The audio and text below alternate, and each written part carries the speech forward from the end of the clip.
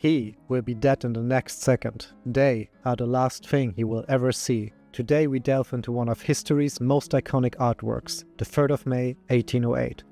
Painted by Spanish artist Francisco Goya in 1814, it captures the brutal aftermath of an uprising in Madrid during the Napoleonic Wars. What seems like a rather simple composition, bound to its historical context, reveals itself as a stark commentary on the devastation of war, one that resonates as powerfully today as it did 2 centuries ago.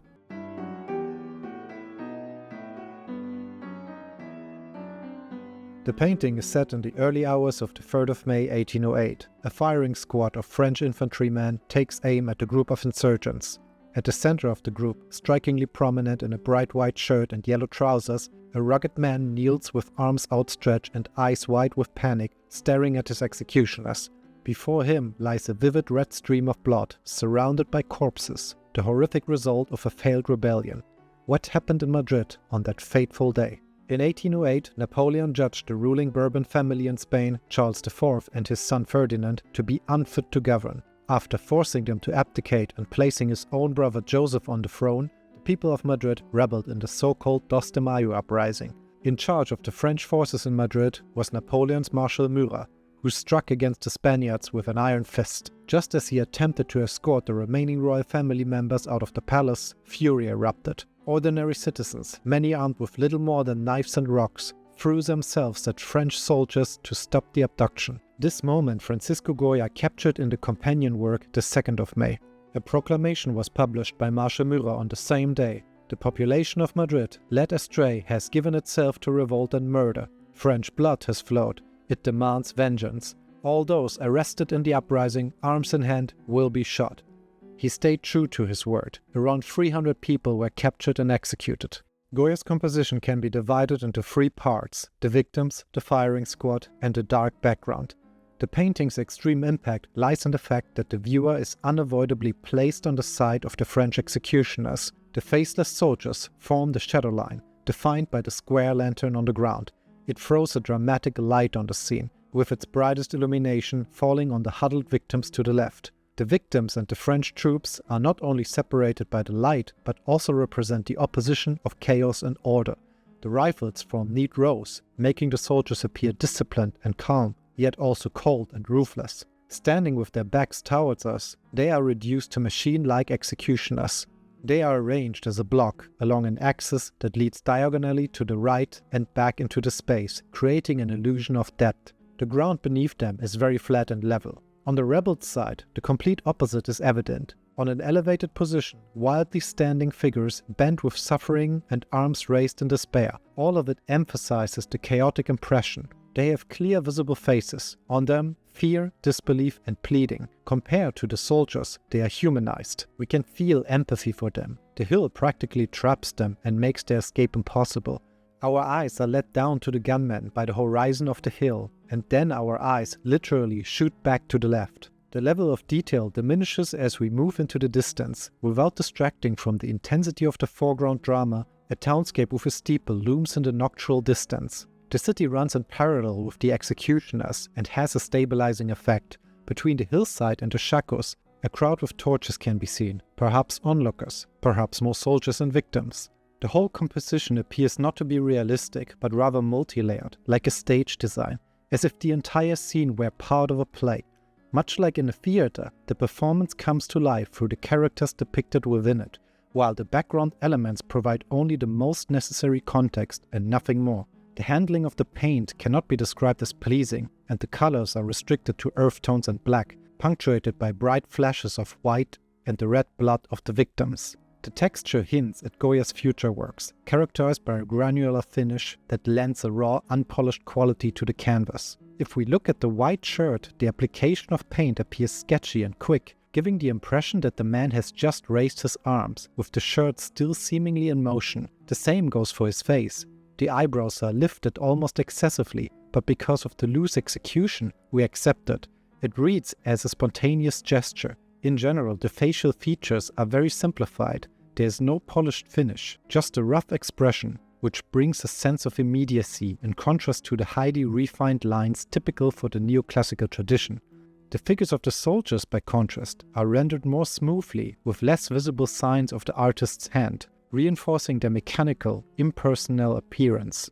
Goya's work does not fit easily into a specific genre. Structurally and thematically, it appears tied to traditions of martyrdom in Christian art. The man with raised arms has often been compared to a crucified Christ, and indeed displays stigmata-like marks on his right hand. Not only is he posed as in crucifixion, but he also wears yellow and white, the heraldic colors of the papacy.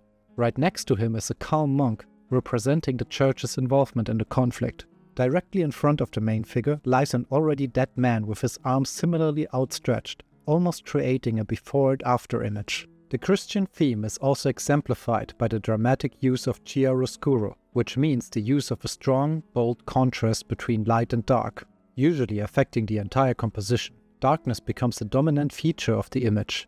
Goya has divided the canvas into these zones of light and dark. In classical art, chiaroscuro often symbolized divine presence, with light from torches or candles imbued with religious meaning.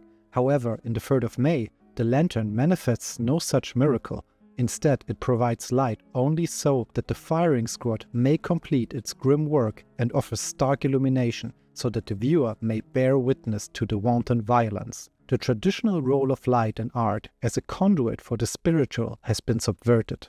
The inspiration for the 3rd of May can be traced back to popular imagery. A significant reference for Goya's composition is Miguel Gamborino's 1813 print The Assassination of 5 Monks from Valencia. The print shares elements such as a victim posed in crucifixion, wearing a white garment, a monk with clenched hands, and a corpse prominently placed in the foreground. Goya may also have been influenced by the propaganda art of English artist Robert K. Porter. Porter was in Spain with the British Army in 1808, documenting the war.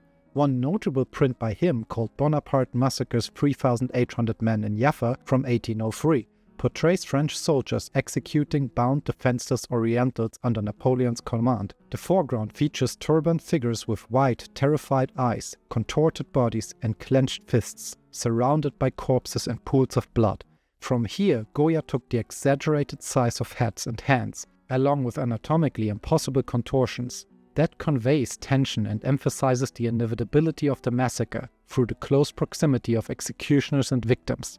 Goya's central figure has disproportionately short arms, overly large hands, and unnaturally large eyes, amplifying the emotional impact. The departure from anatomical perspective, this intense concentration and compression, heightens the horror of the scene.